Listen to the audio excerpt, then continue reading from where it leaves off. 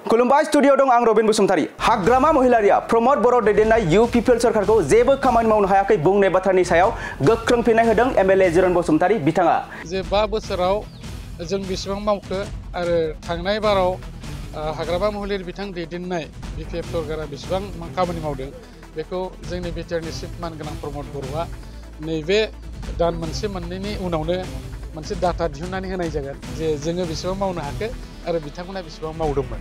गोबां मेल मिटिंफोराव बिपिएफनि आफादगिरि एबा मोनसे समनि बिटिसिनि गाहाय मावफुं सोद्रोमा हाग्रामा महिलारिया आथिखालाव प्रमोद बर' दैदेननाय इउ पिपिएल सरकारखौ जेबो खामानि मावनो हायाखै बुंनानै अजद लाबोनायनि सायाव गोख्रों फिननाय होदों बिथां एमएलए जिरन बसुमतारी बिथाङा।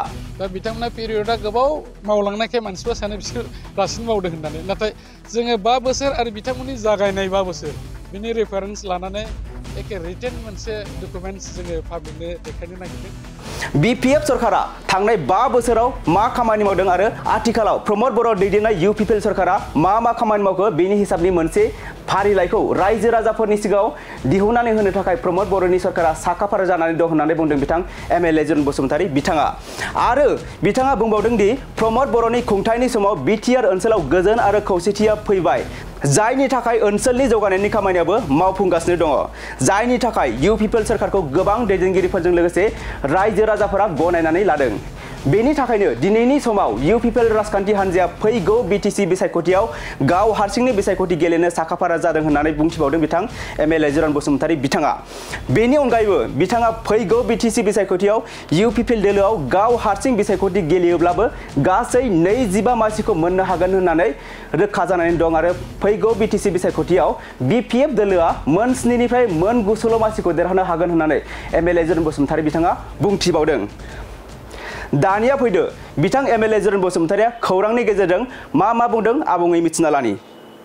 आं बेनि बिदिन्थिखौनो नोंथांमोननो होबाय जे 5 बोसोराव जों बेसेबां मावखो आरो थांनाय बाराव हाग्रामा महिलारि बिथां दैदेननाय बिपिएफ सरकारा बेसेबां खामानि मावदों बेखौ जोंनि बिटिआरनि चिफ मानगोनां प्रमोद बर'आ नैबे दान मोनसे मोननैनि उनावनो मोनसे डाटा दिहुननानै होनाय जागोन जे जोङो बेसेबां मावनो हाखो आरो बिथांमोना बेसेबां मावदोंमोन। दा बिथांमोना पिरियडआ गोबाव मावलांनायखाय मानसिफ्रा सानो बिसोर रासिन मावदों होननानै, नाथाय जोङो 5 बोसोर आरो बिथांमोननि जागायनाय 5 बोसोर बिनि रेफारेन्स लानानै एखे रिटेन मोनसे डकुमेन्ट्स जोङो पाब्लिकनो देखायनो नागिरदों।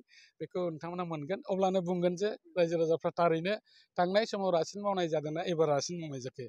दा लामा सामा बिथिङैखौ नायोब्ला जोंथ' नुबाय जोंनि बे एलेकाजोंथ' गैयामोन। इभेन आं जे गामियाव थायो, जे गामियाव जोनोम जादों, बावहायनो माने जेब्ला आङो बिटिसिआवहाय एमसिएलए हिसाबै 2015 मायथाइयाव आङो सायख'जादोंमोन रायजो राजाफोरनि अननाय बिथांमोननि मददजों, बे समहालागैनो जोंनि गामियावनो कारेन्टबो गैबावामोन, इलेक्ट्रिसिटि गैयामोन, लामानि बेबस्था गैयामोन। दा जोङो नुबाय जों फैखांनायनि उनाव दा जेरैबो बे बेबस्था जागासिनो दं। गतिके जों मोनफ्रोमबो बिथिङै जौगानायनि हाबाफारिखौ लानायजों लोगोसे मावफुंनो हादों होननानै आङो गोरायै एबा गोख्रोङै बुंथिनो हायो। नुनो मोनदों जों बिपिएफ दोलोनि गोबां लिडारफ्रानो इउपिपिएल दोलोआव हाबफैबाय, नाथाय बिथाङा मोनसे अभियोग लाबोयो जे 31 मासनि उनावनो इउपिपिएलनि गोबां दैदेनगिरिया बिपिएफ दोलोआव हाबगोन होननायखौ लानानै मा बुंदों?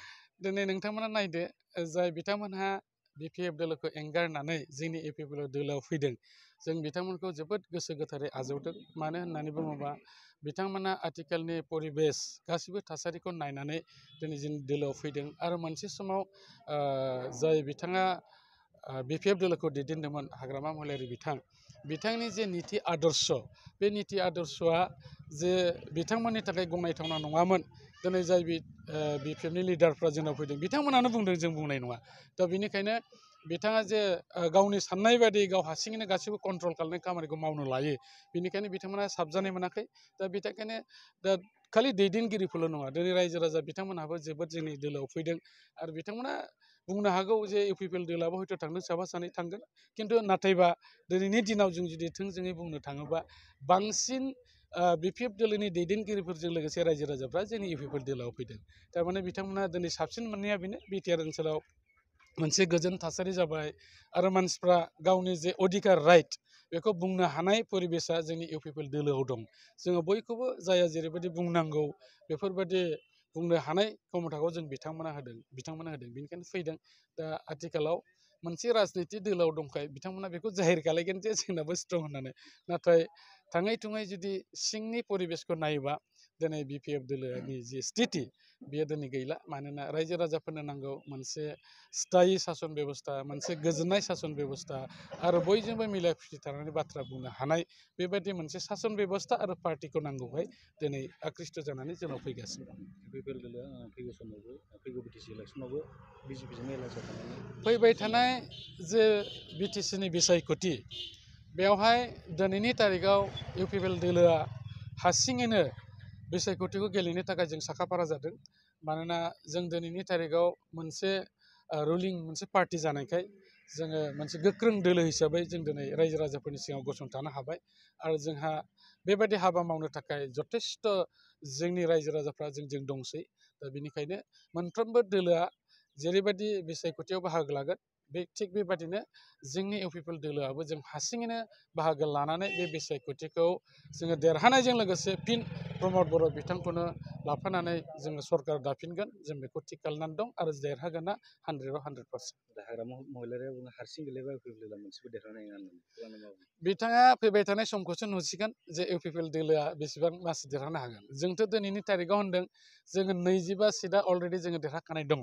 आङो जुदि बुंनो नागिरोबा दिनैनि तारिखाव हयथ' थिग जानाय नङा अब्लाबो आं बुंगोन जे बिपिएफ दोलोआ फैबाय थानाय समाव बिथांमोना सिंगेल डिजिटल' मोनगोन बिथांमोना सिंगेल डिजिट माने बिथांमोना हयथ' 7-8 बेफोरावनो थागोन आरो माने मोननै संख्या थानाय नङा बिथांमोना बेबायदियाव बिथांमोना देरहागोन।